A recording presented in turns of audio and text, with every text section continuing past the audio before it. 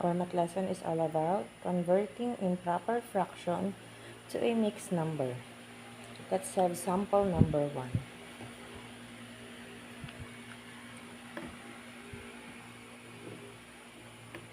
Number 1. So, 17 over 5.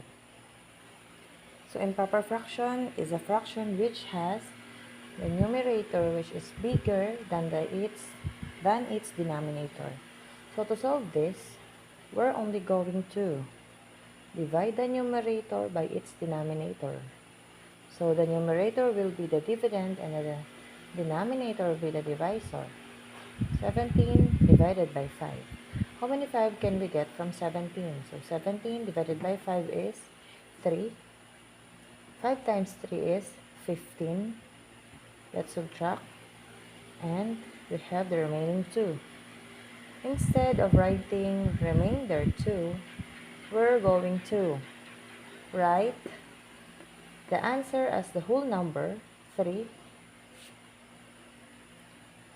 and so the remainder 2 will be the numerator, 2,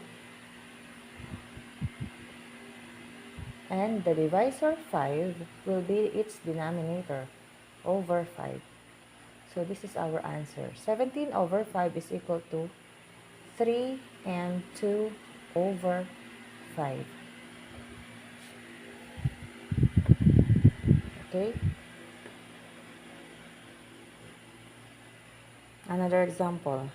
Number 2.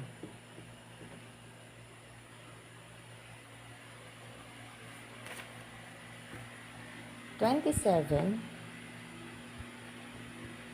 divided by or over 8. So, ba't ko sinabing divided by? Over also means divided by. Sa math, understood na yun. Para sa mga hindi pa po alam, ang ibig sabihin ng over is divided by. So, to find its mixed number of this improper fraction 27 over 8, we're going to divide again 27 divided by 8. So, hindi tayo makakakuha ng 8 sa 2. Gawin natin 2 digit. 27 divided by 8 is 8, 16, 24. 3.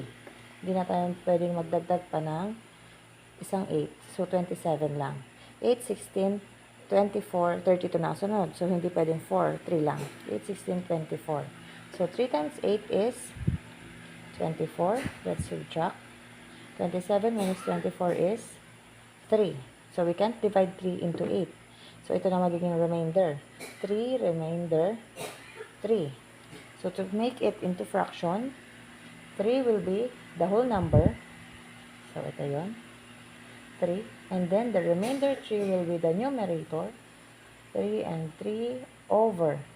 This divisor will be its denominator. 3 and 3 over 8. So, our final answer, 27 over 8 is 3 and 3 over 8. That's it. Inom mama ng tubig.